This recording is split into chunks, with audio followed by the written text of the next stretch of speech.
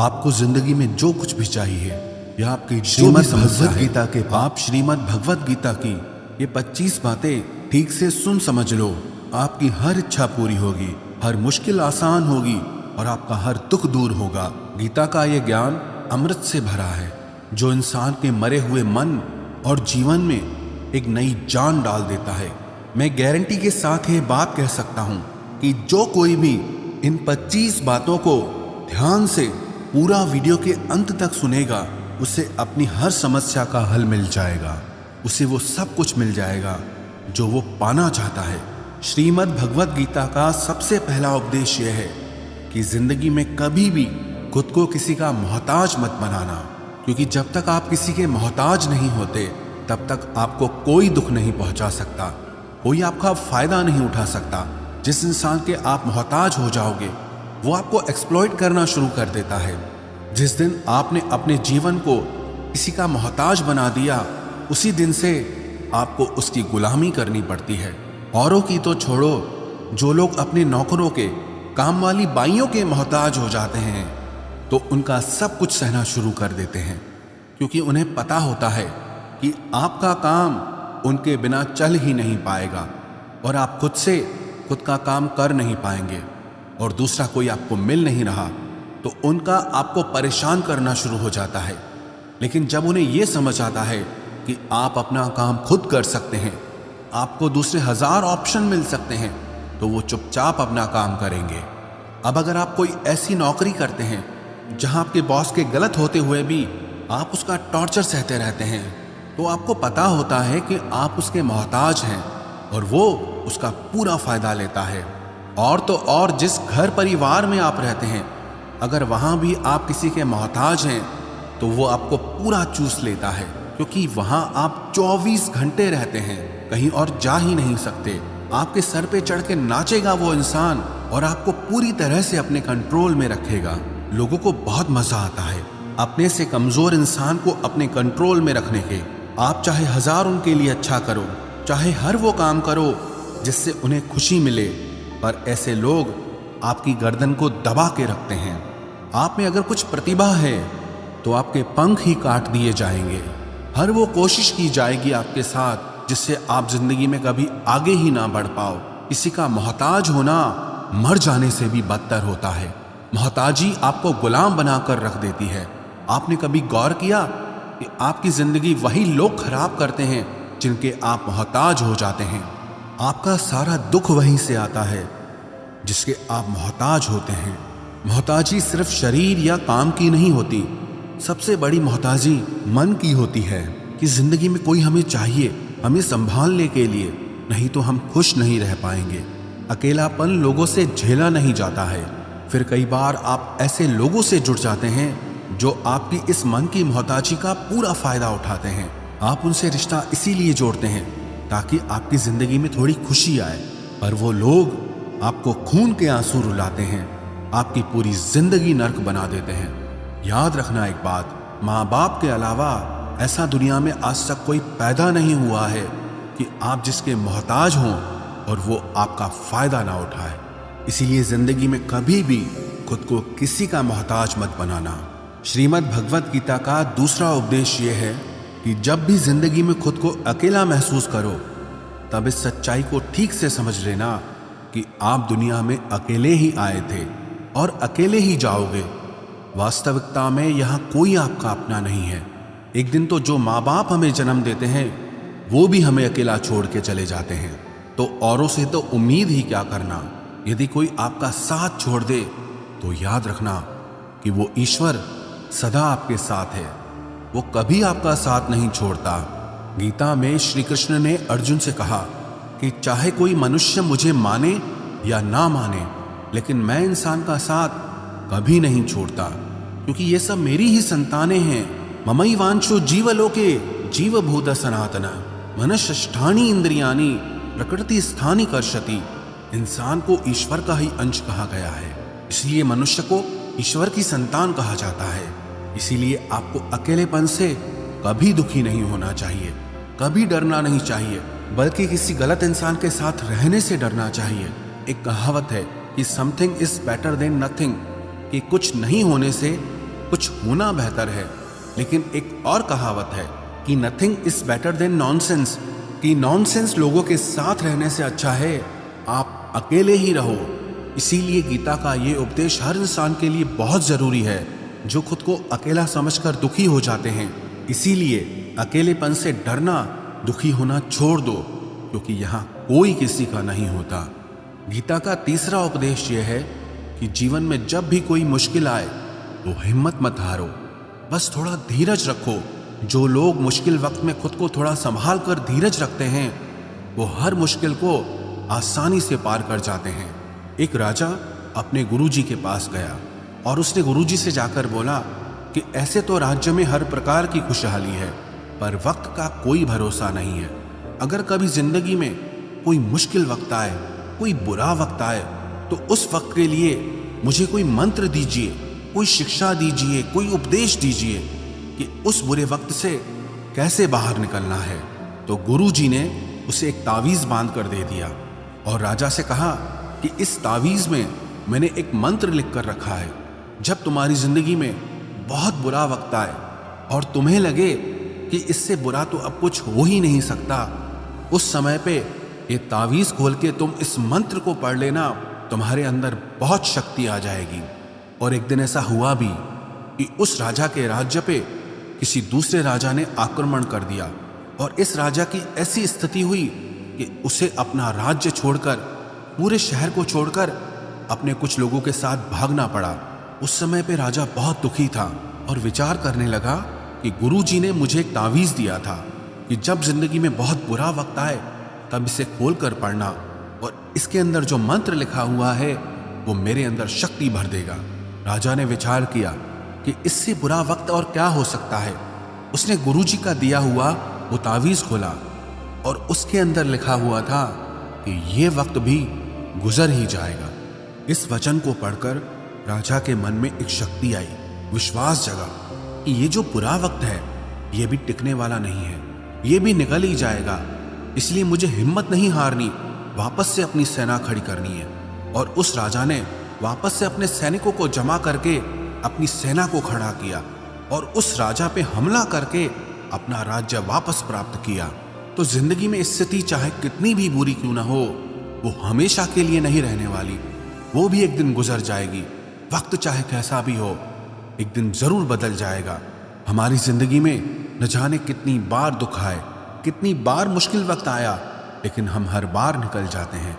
ऐसे ही आपकी जिंदगी में जब कोई मुश्किल वक्त आए, बुरा वक्त आए, तो मन में ये विश्वास रखना कि ये वक्त भी एक दिन गुजर ही जाएगा।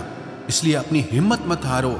अगर आपके अंदर धीरज है तो आप बुरे से बुरे वक्त को भी जरूर पार कर जाओगे। श्रीमद् भगवत गीता का चौथा उपदेश ये है कि जब कोई आपके साथ धोखा या छल करे तो उसको कोसना या दुखी होना छोड़ दो, बल्कि उससे शिक्षा लो कि लोग असलियत में वैसे नहीं होते जैसा आप उन्हें समझ लेते हैं। यहाँ पर ना लोग अपने मुंह पर मुखौटा लगा के घूमते हैं। यहाँ हर इंसान खुद को अच्छा दिखाने की कोशिश करता है, अच्छा बनने की कोशिश कोई नहीं करता। आप किसी के साथ थोड़ा गलत व्यवहार करके तो देखो, उसका असली रंग सामने आ जाएगा। या फिर जब आपकी जिंदगी में कुछ मुश्किल वक्त आएगा तो भी आपको उसका असली रंग देखने को मिल जाएगा। इसीलिए किसी पे भी जल्दी भरोसा नहीं करना चाहिए, किसी से भी इतनी उम्मीद नहीं लगानी चाहिए कि बाद में हमारा दिल ही टूट जाए। क्योंकि दुनिया के ये लोग ना कभी किसी के हुए हैं और ना कभी किसी के होंगे। अपना दिल उस ईश्वर को समर्पित कर दो, फिर देखना आपका दिल कोई नहीं दुखा पाएगा। श्री कृष्ण ने अर्जुन से गीता के 12वें अध्याय भक्ति योग में कहा है, मय्येव मन आधस्तव मयि बुद्धिम निवेशय, कि हे अर्जुन तू अपना मन, अपनी बुद्धि, अपना दिल मुझ में लगा दे, फिर देखना तेरा दिल कोई नहीं दुखा पाएगा, कोई तेरा दिल नहीं तोड़ पाएगा। याद रखना, इस दुनिया में आप जिससे भी सबसे ज्यादा दिल लगाओगे, सबसे ज्यादा दुख भी आपको वही इंसान देगा। क्योंकि इस दुनिया में ना दिल की कोई कदर नहीं है, भावनाओं की कोई कदर नहीं है। यहाँ कदर होती है मतलब की, फायदे की, कि आपसे किसी का क्या फायदा हो सकता है। जब तक आपसे लोगों का मतलब है तब तक सब लोग आपसे अच्छा चलते हैं। जैसे ही उनका मतलब खत्म हो जाता है, वैसे ही उनका बात करने का तरीका भी बदल जाता है। इसीलिए जब आप किसी से नया नया मिलते हैं तो उस पर यकीन मत करिए। वो सिर्फ एक मुखौटा है, आपको दिखाने के लिए, आपको फंसाने के लिए। अब ये आप पर निर्भर करता है कि आप उसमें फंसते हैं या अपनी समझ से काम लेते हैं। गीता की 5वीं शिक्षा यह है कि आप अपने गुजरे हुए वक्त को भूल जाओ, क्योंकि अगर आप गुजरे हुए वक्त के दुख में जीते रहोगे, उसके पश्चाताप में जीते रहोगे, तो आज में आप कभी खुश नहीं रह पाओगे। समझदार लोग जो समय चला गया है उसका दुख कभी नहीं करते। आपका बीता हुआ कल कैसा भी क्यों ना हो, पर उसका प्रभाव आपके आज पर नहीं पड़ना चाहिए। जो भी आपके साथ हुआ उससे सबक लो, शिक्षा लो कि अब ये जिंदगी में आगे नहीं होने देंगे हम, और जीवन में आप आगे बढ़ जाओ। कई बार ना लोग रोते रहते हैं कि उस इंसान ने मेरे साथ इतना गलत किया, इसीलिए आज जिंदगी में मैं इतना दुखी हूं। लोग कोसते रहते हैं दूसरों को कि उसकी वजह से मेरी जिंदगी में दुख है, उसकी वजह से मेरी जिंदगी खराब हो गई है। लेकिन जब तक आप उसे कोसते रहेंगे, आप जिंदगी में कभी खुश नहीं रह पाएंगे, कभी आगे नहीं बढ़ पाएंगे। जो हुआ, जो लोगों ने आपके साथ किया, उसे आप बदल नहीं सकते, लेकिन आपका आज आप जरूर बदल सकते हो। कल के दुख से छूटना चाहते हो तो कल में नहीं, आज में जीना शुरू करो। आपको ऐसा एक भी इंसान नहीं मिलेगा जो अपने कल में जीता हो और प्रसन्न रहता हो। आपको सिर्फ वही इंसान खुश रहेगा जो अपने आज में जीता है। कल में जीने वाला इंसान किसी न किसी पीड़ा से जुड़ा होता है, किसी न किसी दुख, किसी न किसी पश्चाताप से जुड़ा होता है। कल में जीना आपकी जिंदगी की सारी खुशियां छीन लेगा। तो जितना हो सके अपने पास्ट को भूल जाइए और अपने प्रेजेंट में जीना शुरू कीजिए। श्रीमद् भगवत गीता का 6ठा उपदेश यह है कि प्रेम उसी से करो जो आपके प्रेम के लायक हो। जिसे आपके प्रेम की कदर नहीं, उससे जितना दूर रहो उतना अच्छा होता है। आजकल लोग कहते हैं कि सबसे ज्यादा पीड़ा प्रेम देता है। लोगों ने प्रेम जैसी पवित्र चीज को गंदा कर दिया है, जहर बना दिया है। सबसे ज्यादा लोग एक दूसरे को प्रेम और भरोसे के नाम पर ही लूटते हैं। अगर आपका किसी से प्रेम नहीं है तो वो आपकी भावनाओं को चोट पहुंचा ही नहीं सकता। संबंध चाहे जो भी हो, हद से ज्यादा किसी से प्रेम करोगे और अगर वो उसके लायक नहीं तो सिवाय दुख के और कुछ नहीं मिलेगा। वास्तविकता में प्रेम पीड़ा नहीं देता, बल्कि ऐसे इंसान से प्रेम करना पीड़ा देता है जिसे आपके प्रेम की कदर नहीं है। तो प्रेम सिर्फ उसी इंसान से करो जिसे आपके प्रेम की कदर नहीं है। जहां आपको ये एहसास हो जाए कि आपके प्रेम की, आपके भावनाओं की किसी को कदर तक नहीं है, वहां से आप कृपया करके खुद को दूर ही रखें। गीता का 7वां उपदेश यह है कि हमारे रिश्तेदार ही हमसे सबसे ज्यादा जलते हैं। हमारी सफलता से सबसे ज्यादा दिक्कत हमारे रिश्तेदारों को ही होती है। बाहर वालों को कोई फर्क नहीं पड़ता कि आपकी जिंदगी में क्या हो रहा है, पर जो आपके रिश्तेदार होते हैं उनकी ना पूरी नजर रहती है आपकी जिंदगी पर। बाहर से तो वो यही कहेंगे कि आगे बढ़ो, सफल हो जाओ, खुश रहो जिंदगी में, पर जब उन्हें आप अपनी सफलता के बारे में बताएंगे, अपनी किसी कामयाबी की खबर उनको सुनाएंगे, तो उसे सुनकर उन्हें बिल्कुल भी खुशी नहीं होती। कई बार सारी दुनिया आपको पसंद करती है, आपके काम की तारीफ करती है, लेकिन आपकी कदर आपके घर में ही नहीं होती। महाभारत का युद्ध बाहर के लोगों में नहीं हुआ था, ये भाइयों के आपस की लड़ाई थी। पांडवों के हर सुख से दुर्योधन जलता था। जब भी पांडव किसी काम में सफल होते थे, उससे बिल्कुल भी बर्दाश्त नहीं होता था। दुर्योधन हर कोशिश करता था पांडवों को नीचा गिराने का, जितना हो सके उन्हें दुखी करने का। और वही भाइयों की आपसी जलन महाभारत के युद्ध की वजह से हुई, जिसमें न जाने कितने अनगिनत लोग मारे गए। बाहर वाले को क्या फर्क पड़ता है कि आप कैसे जिंदगी जीते हैं, लेकिन ये जो रिश्तेदार होते हैं, ये जो करीबी लोग होते हैं, मजाल जो इन्हें आपकी खुशी बर्दाश्त हो जाए। सबसे खतरनाक होते हैं ये लोग, क्योंकि ये बाहर से बहुत मीठा चलते हैं, आपको अच्छे अच्छे शब्द कहते हैं, लेकिन आपके पीठ पीछे ये आपसे जरा भी खुश नहीं होते। तो इसीलिए किसी को भी अपना समझने से पहले आप ये जरूर चेक कर लें कि वो सच में आपका अपना है या सिर्फ अपनेपन का दिखावा हो रहा है। गीता का 8वां उपदेश ये है कि आज के युग में बहुत ज्यादा अच्छे मत बनो, नहीं तो ये दुनिया आपको लूट के कंगाल कर देगी। पांडवों की कहानी ये शिक्षा देती है कि ज्यादा अच्छा बनना आपको कई बार बहुत दुख दे सकता है। जो पांडव हमेशा धर्म पे चलते थे, कभी कोई गलत काम नहीं किया, लेकिन उनका सारा राजपाट चला गया। उनकी पत्नी को भरी सभा में नग्न करने की कोशिश की गई। भिक्षा लेकर के उन्हें अपनी जिंदगी गुजारनी पड़ी। कारण क्या था? वो कुछ ज्यादा ही अच्छे बन रहे थे। ये तो तब की बात है, और आज की दुनिया तो और बदल चुकी है। लोग न अच्छे इंसान को इज्जत कम देते हैं, बल्कि उसका इस्तेमाल ज्यादा किया जाता है।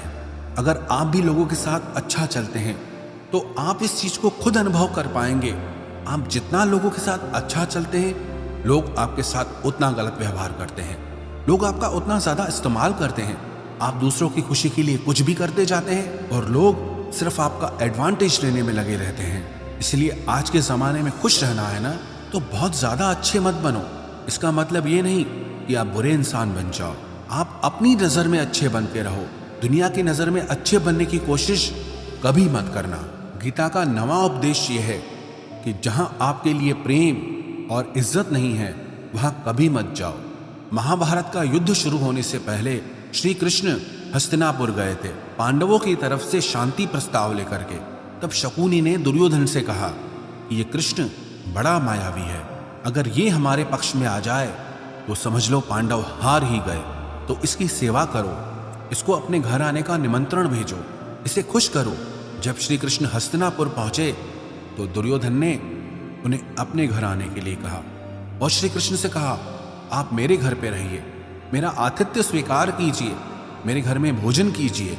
तो श्री कृष्ण ने दुर्योधन से कहा कि दुर्योधन, इंसान को किसी के घर तभी भोजन करना चाहिए, तभी जाना चाहिए, या तो उससे बहुत प्रेम हो, या तो हमारे जीवन में कोई बहुत बड़ी आपत्ति आ गई हो। ना तो मेरी जिंदगी में कोई आपत्ति आई है और ना ही तुम्हारा मुझसे कोई प्रेम है, तो तुम्हारे घर तो मैं कभी नहीं आऊंगा। तुम मुझे अपने घर बुला रहे हो सिर्फ और सिर्फ अपना मतलब पूरा करने के लिए, और मतलबी लोगों के घर कभी नहीं जाना चाहिए।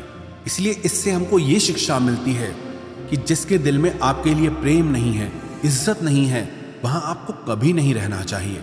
आपको सिर्फ उसी जगह रहना चाहिए जहां आपकी कदर हो, आपको इज्जत मिले और जहां आपको प्रेम मिले।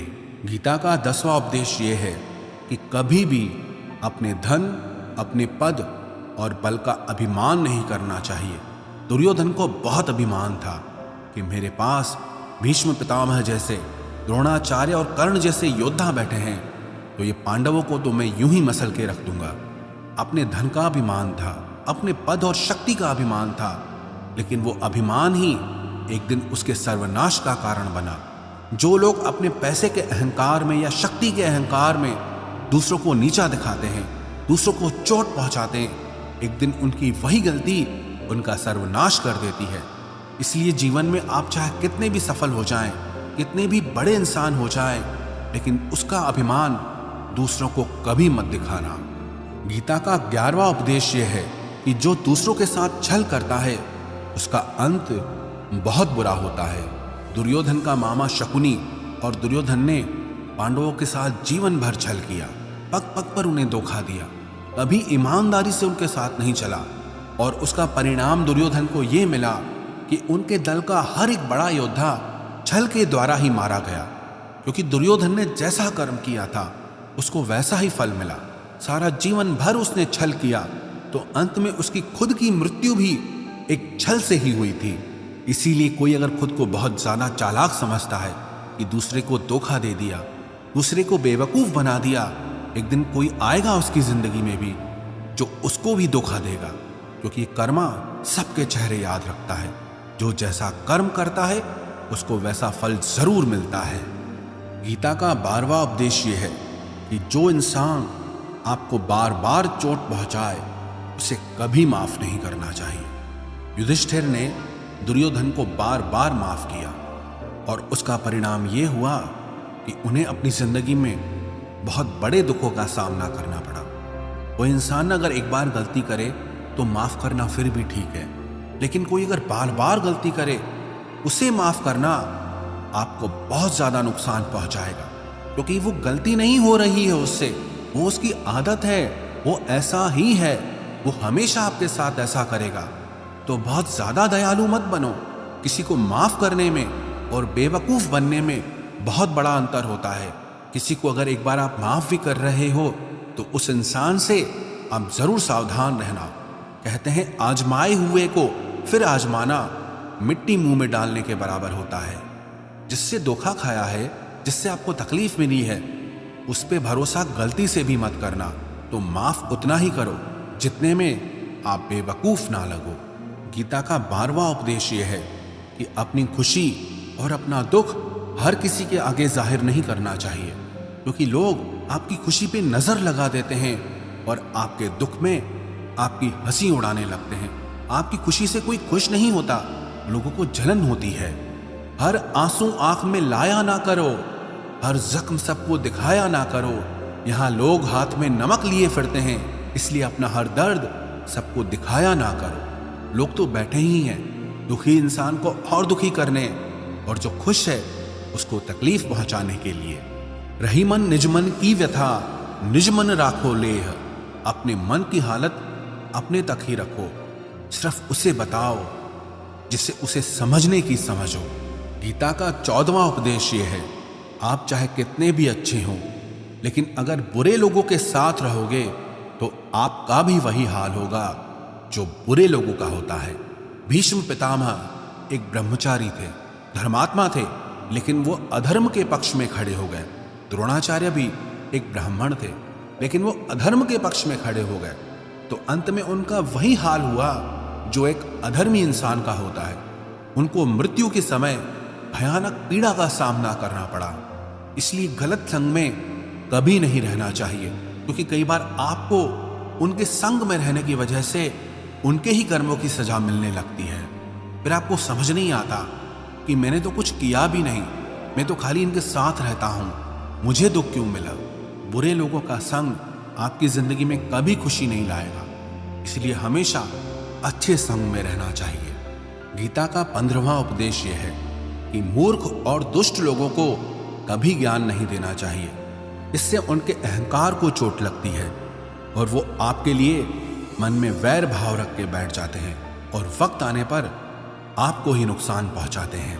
गीता का 16वां उपदेश है कि किसी से भी हद से ज्यादा लगाव कभी मत रखना।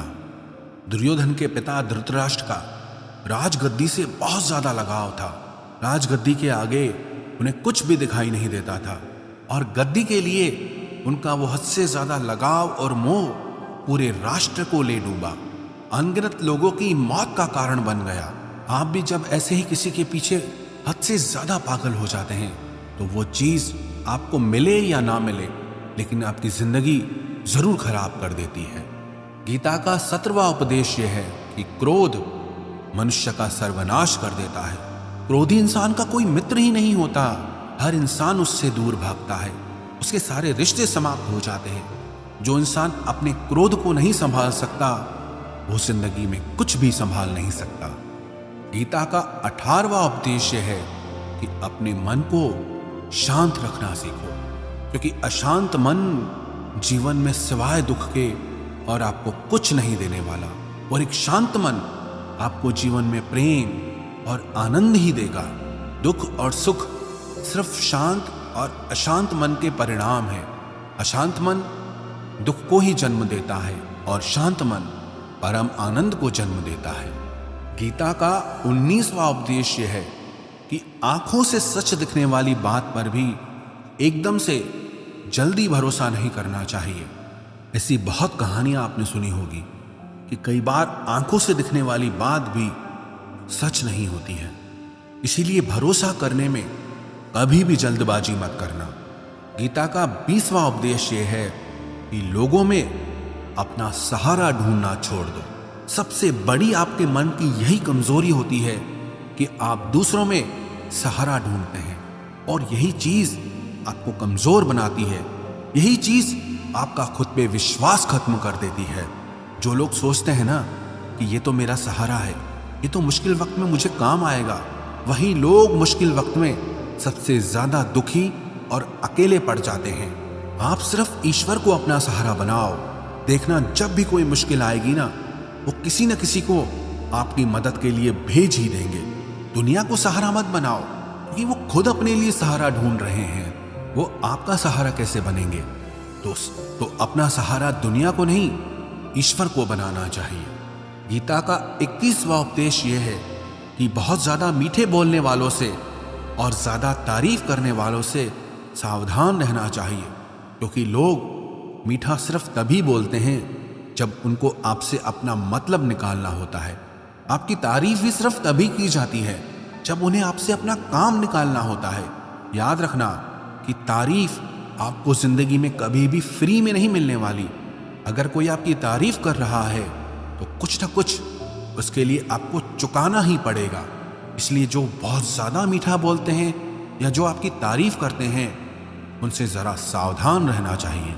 गीता का 22वां उपदेश यह है, जो आपके मुंह पे अपनापन दिखाए, आपकी पीठ पीछे आपको नुकसान पहुंचाए, ऐसे लोगों से दूर ही रहना। चाणक्य ने कहा है कि ऐसे लोग उस घड़े की तरह होते हैं जिसके मुंह पे तो अमृत लगा है, लेकिन जिसके भीतर जहर भरा हुआ हो। आप जिसे अमृत समझकर पी जाते हैं, वास्तविकता में वो जहर ही होता है। विष कुंभम पयोमुखम। तो ऐसे लोगों को जहर की तरह छोड़ देना चाहिए जो अपनेपन का दिखावा करे और पीछे से हमेशा आपको नुकसान पहुंचाए। गीता का 23वां उपदेश यह है कि जिस रिश्ते में मर्यादाएं टूट जाती है, वहां सिर्फ सर्वनाश ही होता है। कोई आपसे बड़ा है या छोटा है, अगर वो रिश्तों में अपनी मर्यादाओं को तोड़ देगा तो वह रिश्ता कभी नहीं टिक सकता। रिश्ता सिर्फ तभी चलता है जब दो लोग एक दूसरे की इज्जत करते हैं, रिस्पेक्ट करते हैं और कभी अपनी लिमिट क्रॉस नहीं करते हैं। जिस रिश्ते में कोई लिमिट नहीं है, एक दूसरे के लिए इज्जत नहीं है, वो रिश्ता आज नहीं तो कल खत्म ही हो जाता है। गीता का 24वां उपदेश यह है कि जीवन में कई बार नया शुरू करने के लिए पुराने को पूरी तरह से मिटाना पड़ता है। श्री कृष्ण से कुंती ने पूछा था कि हे कृष्ण, क्यों तुमने इतना बड़ा महायुद्ध करवा दिया? तो श्री कृष्ण ने बोला कि अधर्म बहुत बढ़ गया था, और इस अधर्म का पूरी तरह से नाश करने के लिए, एक नए युग को लाने के लिए पुराने का सर्वनाश करना बहुत जरूरी होता है। जब कोई बिल्डिंग पूरी तरह से भंगार हो जाती है, बहुत पुरानी हो जाती है, तो उसे पूरी तरह से तोड़कर फिर से नवनिर्माण होता है। ऐसे ही आपके जीवन में भी आपको कुछ नया करना है तो पुराने को पूरी तरह से मिटाना होगा। गीता का 25वां उपदेश यह है कि इंसान ही आजकल इंसान का दुश्मन हो गया है। चाहे आप बिजनेस में देख लो, चाहे आप रिश्तों में देख लो, किसी भी फील्ड में आप देख लो, इंसान ही इंसान को नुकसान पहुंचा रहा है। इतना कंपटीशन बढ़ गया है, इतनी चोरियां बढ़ गई है, इतना क्राइम बढ़ गया है। शास्त्रों में जो कलयुग के लक्षण लिखे गए हैं ना, कि एक दिन इंसान ही इंसान को खाएगा, वो समय तो आ गया है। इंसान ही तो इंसान को खा रहा है, एक दूसरे का बिजनेस खा रहा है, एक दूसरे की नौकरियां खा रहा है, एक दूसरे की जिंदगी की खुशियां खा रहा है। इंसान जो दुखी है उसे और दुखी करो, जो खुश है उसे परेशान करो। यही तो हो गया है आजकल। कहने को तो सब इंसान है, लेकिन इंसानियत कहीं दिखती ही नहीं है। एक सेठ के घर से एक भिखारी निकल रहा था। उसने उस सेठ से कहा कि मुझे एक गिलास पानी पिला दीजिए, बहुत प्यास लगी है, बहुत दूर से पैदल चल के आया हूँ, मेरे प्राण निकल रहे हैं। तो वो सेठ बोला कि अभी आदमी नहीं है, आदमी आ जाए आपको पानी दे दिया जाएगा। थोड़ी देर बाद उस भिखारी ने सेठ से कहा, आप कृपया करके मुझे एक गिलास पानी पिला दीजिए, मैं चला जाऊंगा, मेरे प्राण निकल रहे हैं और आसपास में किसी का घर भी नहीं दिख रहा। तो उस सेठ ने कहा, मैंने कहा ना कि आदमी आने वाला है, वो आ जाए तो आपको पानी मिल जाएगा। फिर वो भिखारी उस सेठ से कहने लगा कि तुम खुद ही आदमी क्यों नहीं बन जाते? थोड़ी देर के लिए तुम ही आदमी बन जाओ, आजकल यही हो गया है। यहाँ कोई आदमी बनने को तैयार ही नहीं है। बस लोग एक दूसरे को नोचने में लगे हैं, एक दूसरे का फायदा उठाने में लगे हैं। इसलिए ही कलयुग को मतलबी युग कहा जाता है कि लोग सिर्फ और सिर्फ एक दूसरे से अपने मतलब से ही जुड़े हुए हैं। तो गीता की ये 25 बातें अगर आप ठीक से समझ लेंगे और इन्हें हमेशा याद रखेंगे तो विश्वास रखना, दुनिया में किसी की ताकत नहीं है जो आपके मन को और आपके दिल को चोट पहुंचा सके, आपको दुखी कर सके। ये 25 शिक्षाएं अगर आप हमेशा याद रखोगे तो जिंदगी में हमेशा खुश रहोगे।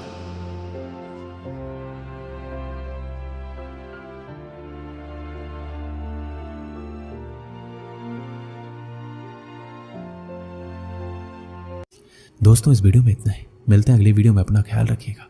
धन्यवाद। जय श्री कृष्ण।